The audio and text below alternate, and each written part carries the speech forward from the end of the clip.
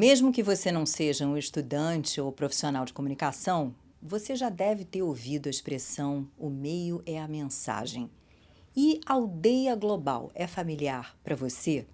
O pai desses conceitos foi Marshall McLuhan. E hoje eu vou conversar com a pessoa que leva adiante o legado desse pensador visionário. Eu sou a Leila Sterenberg e está começando o Meio Tempo, programa da FGV Comunicação Rio.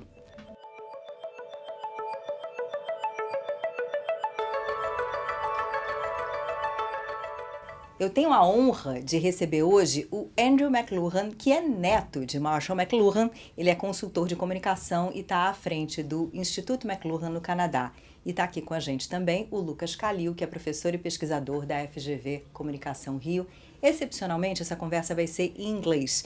So, welcome. It's a pleasure to have you guys here. Thank you. It's a pleasure to be here. So, we usually begin our conversation with a softer question. Okay. Our ice-breaking moment.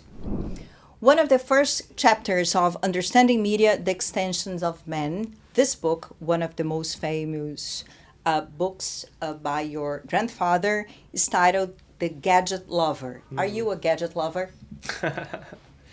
Well, I'm a gadget haver. I suppose I'm more of a lover than a fighter. We live in a world which is ruled by gadgets and tools, and we create these things because they're useful. Of course, there comes a point where their usefulness becomes less useful and more of a burden. So I think we all have to try and find that balance place between utility and distraction. We're gonna talk about obsolescence. Okay. Later on in our conversation. Lucas, Yeah. what about you? Are you a gadget lover? Well, I think that I have some polarizing sentiments regarding gadgets because at the same time that I resent a little bit how we became dependent upon them. And mainly for us communication professionals that work with it and with digital analysis pretty much every day, every time. But I recognize that there are very few things that are better for us than not having ever to go to the bank again and say, and we are able to do pretty much everything from ordering food to pay our bills just using a gadget. So depending on the day, I think I would give a different answer perhaps. And it's so interesting because Marshall McLuhan, he made up the concept of extensions of man way before the invention of smartphones, let alone smartwatches, smart glasses. Are these even more literal extensions of mankind? Certainly. Understanding Media came out in 1964. In 1965, he changed it a little bit and called media extensions of human powers, which is a little more to the point. Later on, and even in Understanding Media, he talked about how every technology is an amplification, an extension of ourselves into space, an amplification of some ability or sense, a technique, a way of doing things faster, more efficiently. And this is what we create technology for, of course. But interestingly, the idea wasn't born with Marshall McLuhan, but somebody else at the end of the 19th century said that the human body is the magazine of invention, the patent office where kept all the models. The idea that the glasses extend the eyes and the microphone extends the voice and the ears, the watch extends something else. One of Marshall's unique contributions was reimagining what a medium was. So not necessarily just something that we communicate with, but an air conditioner is a medium. It creates a new world, a world in which some things are possible and other things are not. Out of curiosity, how disruptive are augmented reality glasses, for instance, in your opinion? Well, they're not, they're trying to make them popular. Okay. They aren't popular yet. They're currently not very disruptive.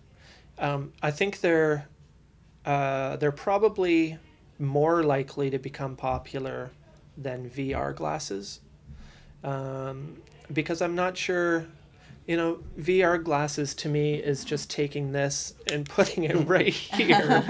And I'm not sure if everybody wants to spend their entire day fully immersed in a screen. AR glasses is a bit of a hybrid between the two things. It allows you computation with eye focus, but also allows you to see through. The VR glasses, even the Apple product, is an illusion.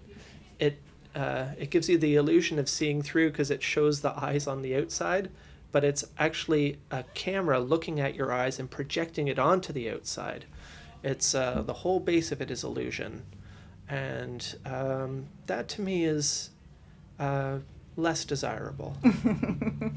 Lucas, do you share my perception that unlike other communication theories, McLuhan's ideas are still valid or even more valid today than 60 years ago when they were formulated?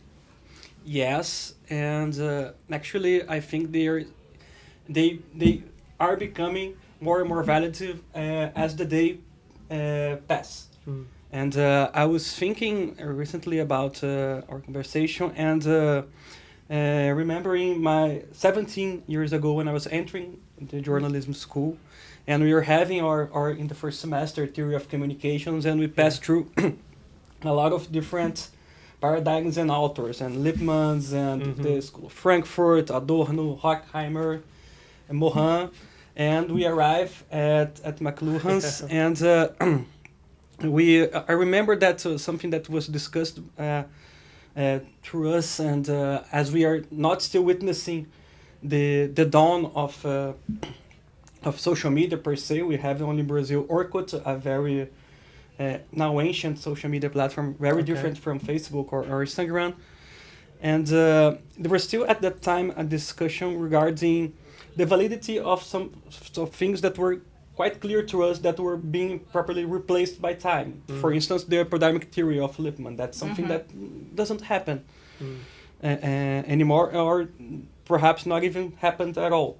But when we understand what came just after my graduation and I myself starting to work as a journalist, and what we are witnessing today, mainly as professors, as teachers of this, I think that they're quite updated and are still adapted to many things that are going to come, I think that, and they won't lose validity.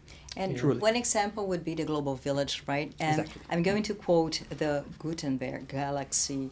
The new electronic interdependence recreates the world in the image of a global village. And when he wrote that, there was no internet, no World Wide Web, so it's amazing. He got that from a British Canadian author and painter whose name was Wyndham Lewis. And Wyndham Lewis wrote in his book America and Cosmic Man that the telegraph created the world into a village with telegraph poles laid end to end, which Marshall condensed into the global village, which sounds a bit nicer, a neater statement. So the global village was a term constructed to describe the world that was formed from telegraph and telephone and radio. And each of these electronic devices made our world smaller and smaller and smaller. The point being that only a few hundred years ago, our reach for communication was as far as my voice to your ear. These electronic means take that and make the distance, they basically abolish space and time for any meaningful value. We could have this conversation here, but we could as easily have it with me at home in Canada, in the country. Sure. Time and space take on new meaning, and distance, as well. I think now the global village has shrunk even further, and it's more like a small room. Mm-hmm. The problem is that we have 12 billion people in this room, and that's uncomfortable. Lucas, when we think of the internet and McLuhan's tetrad, what does it enlarge or enhance? What does it erode or obsolesce? What does the internet retrieve that had been earlier obsolesced? And what does it reverse or flip into when pushed to the limits of its potential? Well, it's a quite difficult question. And I have to write a few keynotes because there are 4 different elements of the... Because we are co-workers, so I told him I'm going to ask this, that was this nice. tricky question. Yes, because organizing the tetrads is a little complex. But what I think that in terms of enlarging or enhancing, I think that the most prominent thing nowadays, maybe not tomorrow, it's reach and the individual capability of people being able to do just like that, having essentially global reach with not a lot of resources needed to be spent and in a record amount of time historically. It's a first one in your civilization history. But at the same time, I think that it enhances the dichotomy between publicity and the right to publicity. That's the basis of being a journalist or communication professional, and responsibility. And I don't think we have achieved quite a good equilibrium between those two.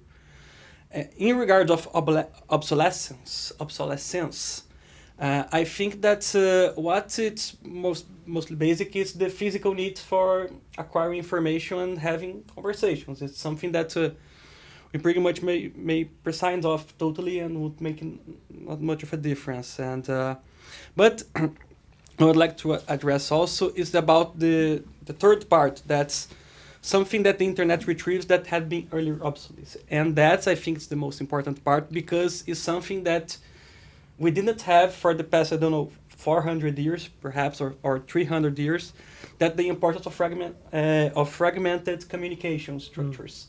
At the same time that we have information all the time, in pretty much every gadget and every structure that we live 24 hours a day, but we don't have pretty much the part of played by the mediators.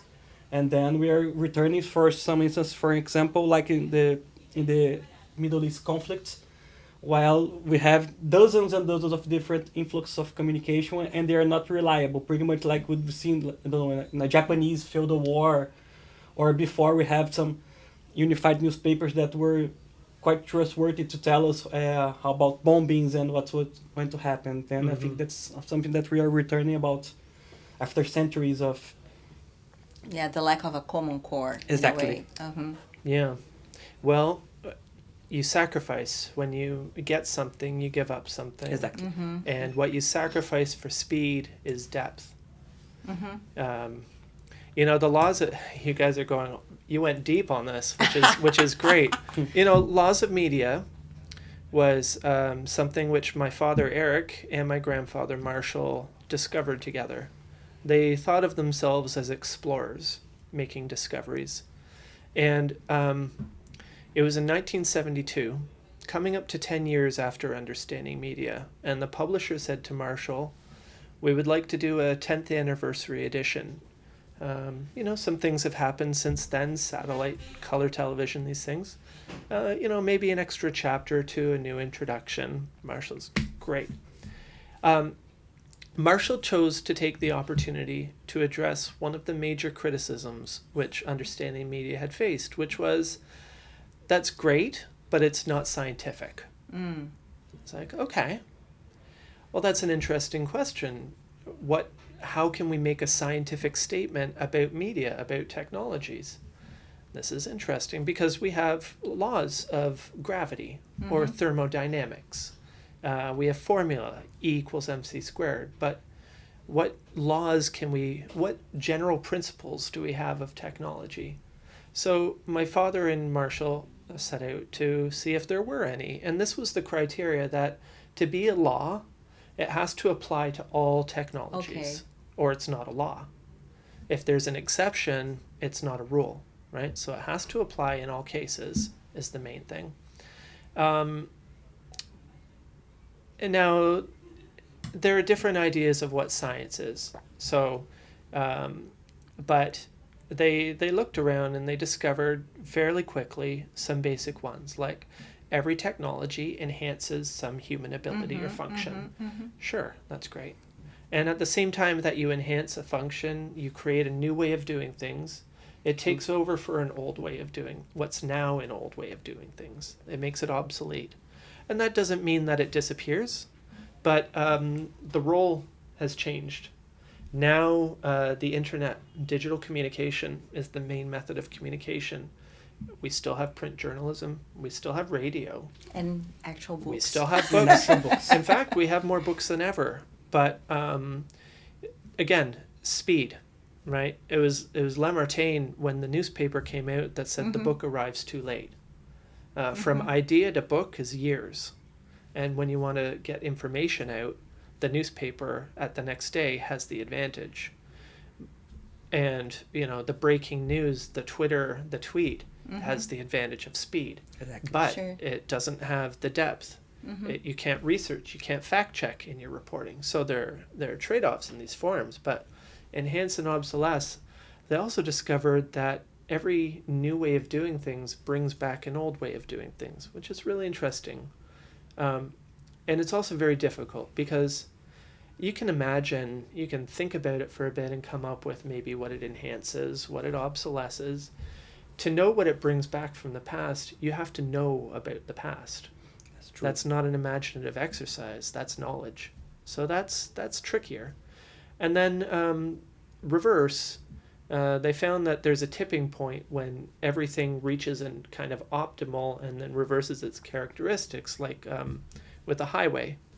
The highway is meant to enhance the flow of traffic. You get more cars on the road. You don't have to rely on public transportation. You can go on your own. It takes over from having to carpool or take the bus or wait for the train. If you put it too far, if you put too many cars on the road at the same time, you get a traffic jam, which is the reversal. And what it brings back from the past is interesting. In North America, and I suppose here, before we had roads, the way that we explored the country was through water, through the rivers. And a highway is kind of like an ocean of concrete that cars travel up and down, like the Amazon River or the Mississippi. Wow. It brings that back. Rivers, right? It brings back river traffic in a new form, a different form. So they found these 4 things, and this was very exciting them because it's not that this tells you everything about any technology, but it tells you 4 things about any technology, and that's a pretty good place to start. And this is to come back to your earlier discussion. This is why I think the work remains vital and useful, because McLuhan wasn't just talking about television or radio. He was talking about media, technology. Exactly. And that's why the work is useful, is because we are, homo technologists. We are technology people. This is what we do. And as long as we create technologies, we'll need means and methods of exploring their nature and their effects. And you came to Brazil because you wrote a preface of a book called Brand Publishing na Prática. So, in practical terms. What's your take on brand publishing and branded content? Is it one more dimension of the transformation mass communication has been going through? It is. It's a development which makes sense in today's world, because in the 20th century, way back when, brand communication was essentially advertising. right? This is how. True. And funnily enough, in the early 1900s, advertisers got tax breaks because what they did was considered educational. They were educating the public, which is a nice little scam to get some tax breaks. But it's a very limited form of communication, and all it really does is sell. In today's world, that made more sense when we had one-way communication, from one source to everybody. And now we've left that world behind, and our new media allow everybody to communicate with everybody. This has benefits, and it has consequences. Some of the benefits are that in this global village, you can meet your people. You can find people of similar hobbies and passions and the love of your life. Online dating. Most people, I think, now meet their future partners online, not by going to a club or to the library or something. But it also, again, for reach and speed, you sacrifice depth. And you sacrifice reliability. It's hard to know what voice is correct, what's the truth is, what's fake news, what's not. But it gives brands the opportunity to tell their own stories, to create communities, not just consumer bases.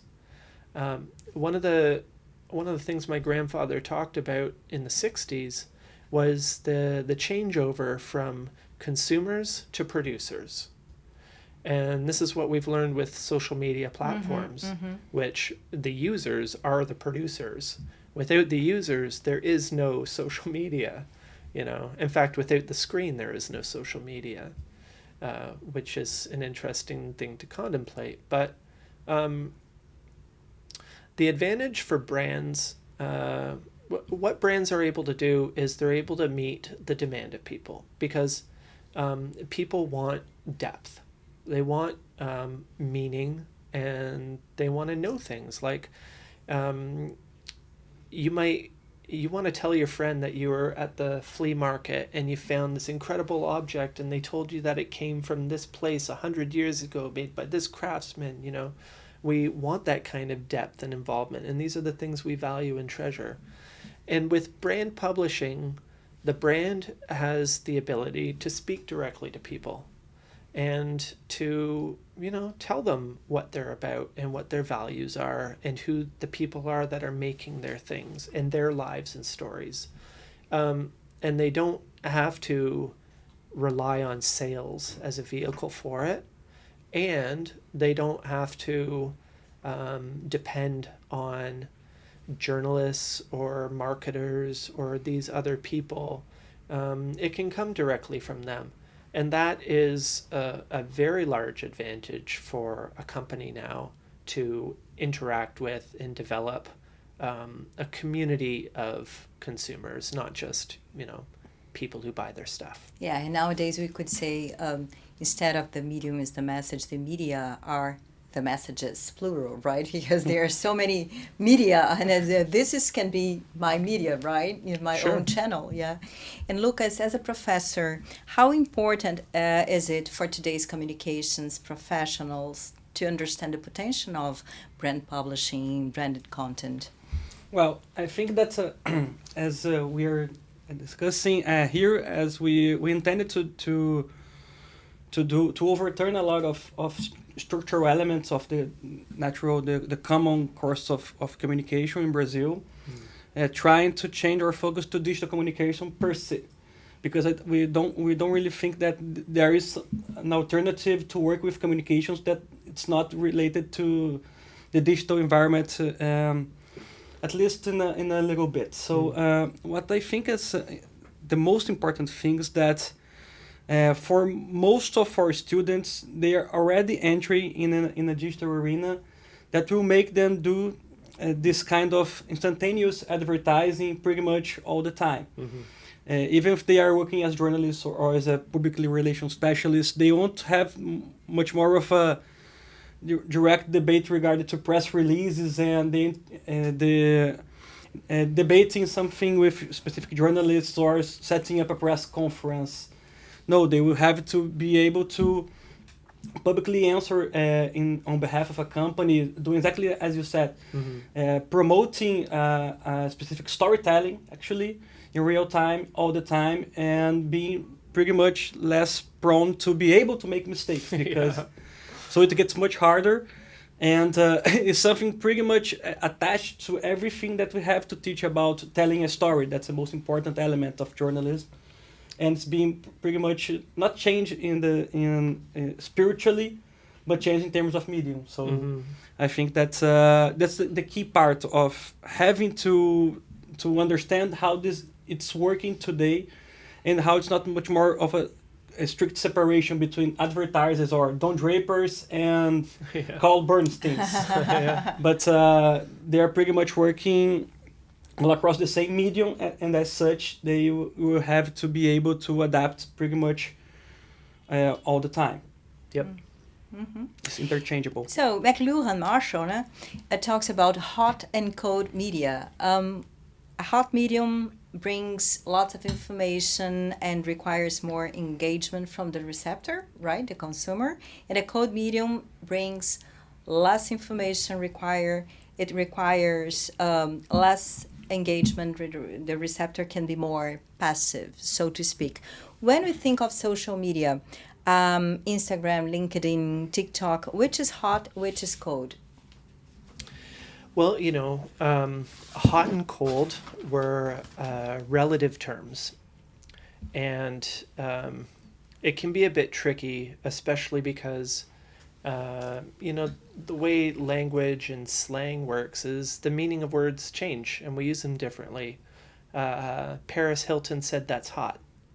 And we say that's cool, But we mean the same thing, which is kind of funny. It can be these terms can be very confusing, but essentially, it refers kind of to the biological interaction of how we interact with technology on a sensory level through our senses. So, and you can think about it in terms of like a photograph, for example, tends to be very high in definition. There's a lot of information there. It's pretty obvious what it is, right? There's not a lot of room for interpretation. It is what it is, unless somebody set it up weird and, A comic, on the other hand, has a lot less information and a few lines, and you have to kind of work a little harder to fill it in. A comic strip, for example, where you have 1, 2, 3 panels, there's a lot of things that happen between those panels, and the viewer does more work to make the story, make it make sense, against a film, right, which is 24 frames per second, very, very rich in information, and you just basically sit back and enjoy the experience. So the way the formula goes is that the more definition, the more information, the less that the viewer or the user has to do to complete it. Whereas if I talk very slowly, you have to kind of crane your ear, you have to be more involved. Spend more energy. Exactly. Yeah, exactly. Yeah. Interesting. What do you think, Lucas? I think of TikTok, for instance, right? Yes, because you just keep watching that, and with no, interaction. It's totally different from reading a book. Exactly. It is. Exactly.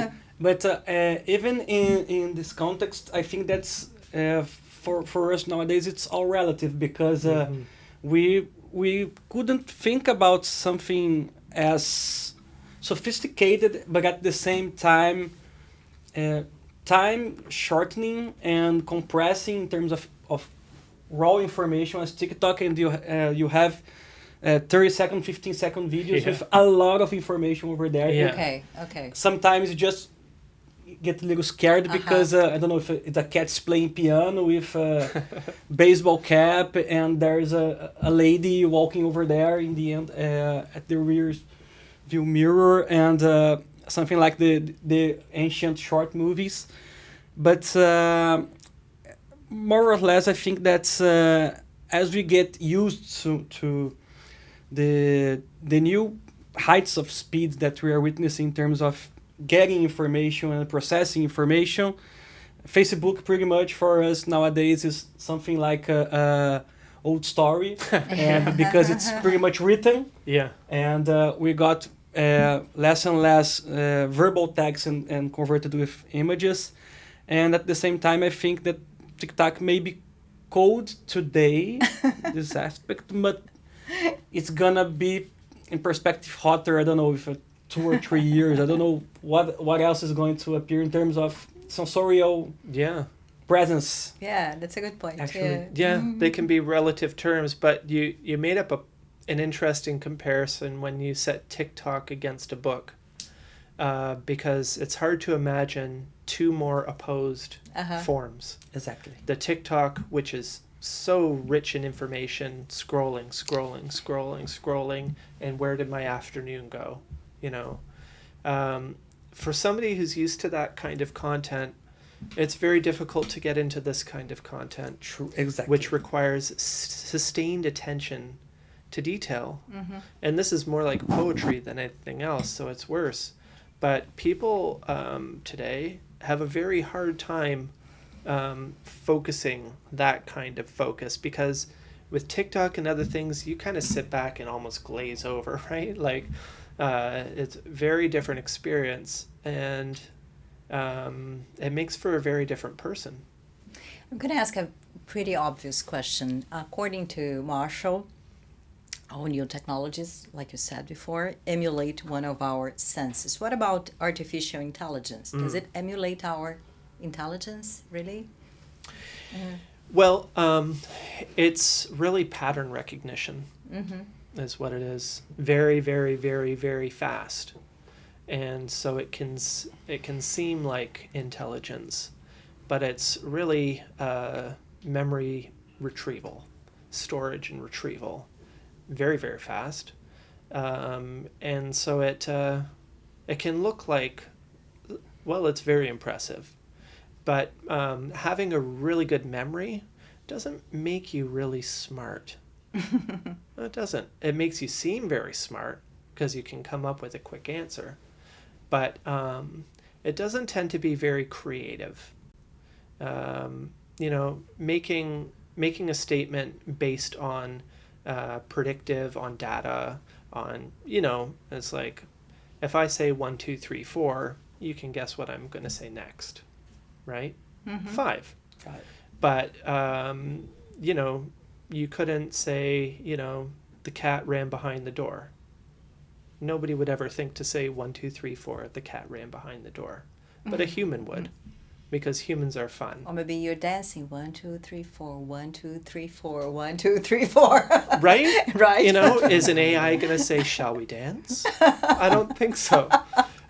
So, you know, it's interesting. I think as far as enhance and amplify, the essence of artificial intelligence or machine learning is really like a large language model. It's taking a vast amount of data and reducing it at lightning speed to get an answer. So I asked this question to ChatGPT. This is the moment of our conversation when we introduce artificial intelligence. I mean, I've talked to, you know, some artificial intelligence, some chatbot before coming. Okay. And the answer was, well, my question was, how do you think Marshall McLuhan would perceive today's development of artificial intelligence? Answer. Marshall McLuhan, known for his insights on media and technology, would likely perceive today's development of artificial intelligence as a continuation of his ideas about the medium shaping the message. He might argue that AI represents the extension of human faculties, transforming how we communicate and interact. And how he would probably highlight that AI alters our perceptions of reality and agency, much like previous technologies did. McLuhan might also express concern about the potential consequences of relying too heavily on AI, warning that it could lead to a disconnection from genuine human experiences. Ultimately, he would likely see AI as a double-edged sword, offering incredible possibilities for communication while also posing risks to our understanding of ourselves and our relationships. What do you think? I mean, that's really saying a lot without saying very Exactly. much. Yeah, no, I totally agree. Yeah. No depth. Yeah. No, the fact is that if you want to know what Marshall would say about it, you can read a book. Sure. And the great thing about understanding media is it's a guidebook to understanding media. Yesterday's media or today or tomorrow's media. And if you look at it, actually, the structure of the book is part 1 and part 2. Mm-hmm. Part 1 is 7 chapters. And each different chapter is a different way of looking at technology. Through the medium is the message. What new environment is created? Hot and cool. What is the amount of information that's given and what is required from the user? Hybrid media. What happens when new technologies come together? The reversal. 7 different ways of looking at technology. And part 2 is 26 chapters, like the letters of the alphabet. And each of these chapters looks at a different specific technology, from the spoken word to the printed word, to automation, to clothing, to housing. Unexpected chapters for a book on communications. People don't think about clothing or housing in those terms, certainly not in the 60s. But what that is that takes the principles, the tools, the methods from part 1 and applies them to specific things, specific technologies. And it's a book, like a guidebook, that never ends because, you could take those 7 principles and write the chapter on AI if you wanted to, or on digital communication. And that is why I love this book so much. I teach a class that basically I read the book aloud, word by word, cover to cover, Wow. in 36 3-hour classes. Takes about 18 months to do it. And I've done it with 2 groups of students, and I'm a third the way through with my 3rd group of students in the last 4 years. You know what? I was going to read the first lines of the first chapter, sort of, emulating what you do without knowing it. Good. But anyway, Yeah. so because it's beautiful, it's almost like poetry in a culture like ours, long accustomed to splitting and dividing all things as a means of control. It is sometimes a bit of a shock to be reminded that in operational and practical fact, a medium is the message. Yeah. It's pretty by much heart, a right? I know it fairly well, and you made a very perceptive comment that it is like poetry. Yeah. This book was actually written in 1960. It was published as the Report on the Project in Understanding New Media, which Marshall McLuhan was commissioned to develop a high school curriculum in 1958-59, and he delivered it as this report. The report didn't really go anywhere, but he spent the next 4 years rewriting and rewriting and rewriting and taking away connections and making it more poetic until it was published in 1964 like this. And it was deliberately styled that way to make you think. Because you don't try to read a book of poetry cover to cover. You take it a piece at a time and you think about it and you come back and you test it and see what you think about it and you come back. And that's how to get the most out of this book. Beautiful. So before we end, before we say goodbye, I think Lucas would like to ask a question, right, Lucas? Okay. Yes, actually, I would like to your opinion. Something that I'm gonna to extend to our spectators and mainly our students as well, because for us those of us that are teaching very young communication students in those days of turmoil and fragmentation in our profession as a whole, and mainly because of the digital environment, as they get a little confused when we discuss some theoretical elements about the history of communications, because as we say about medium and message, we always had inherently presupposed the parts of the mediators.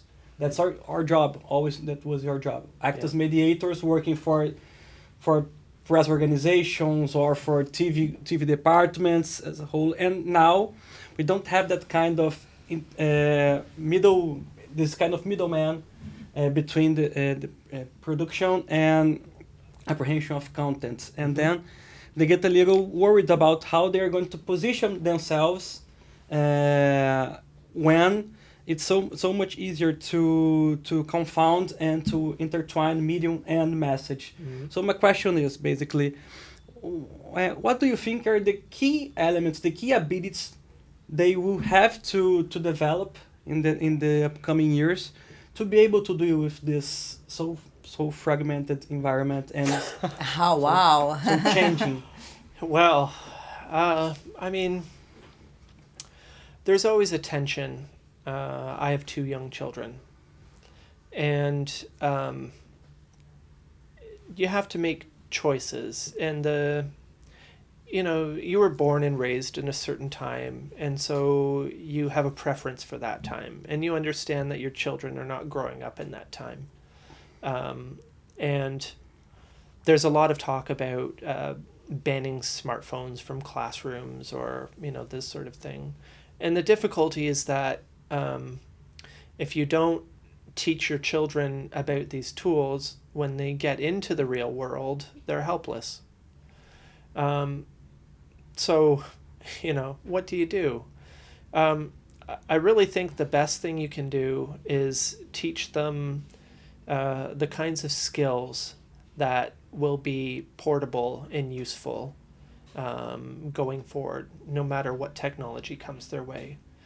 And one of the, I think, most important skills, one of the most difficult things to have, is any kind of objectivity, distance.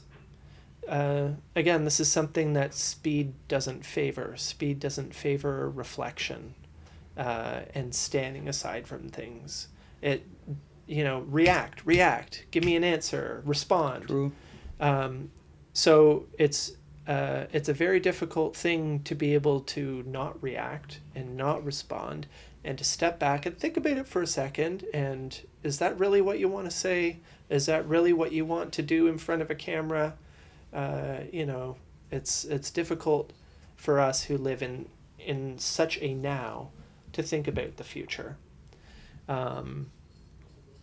But distance and objectivity and reason are things that humans have developed. And if we've left them behind a little bit, that doesn't necessarily mean that we can't find them again. But it does take work, and it's hard work. One thing I recommend for people, especially people who have a hard time reading, people who are very anxious, their minds race, it's hard to stop and think, is to write by hand. And this isn't just because writing is beautiful and nostalgic, but, I speak at about 140 words a minute. I type at about 80 words a minute, and I write by hand at about 40. And when you slow down speech or words, you slow down your mind. It's like when you have a truck going down a hill and you go down into a lower gear, and that slows down the engine, right?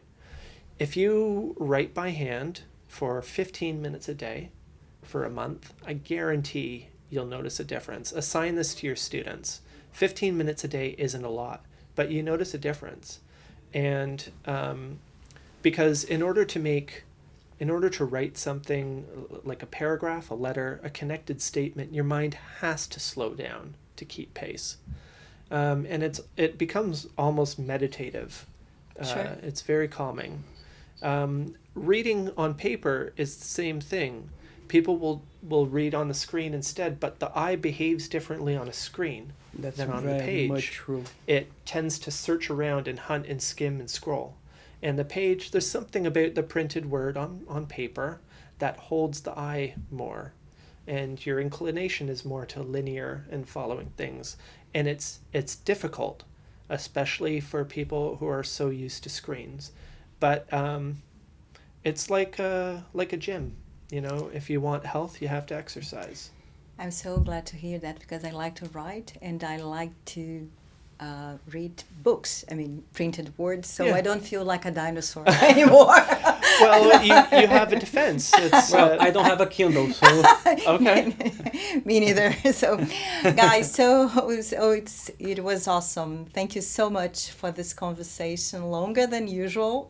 So my editor is going to but it was so good. You know, I think it's good for the students too. Actually, And yes. I hope you had a good time. Thank you. My pleasure. Thank you. E obrigada a vocês pela companhia. Espero que vocês tenham gostado tanto quanto o Lucas e eu. Até a próxima.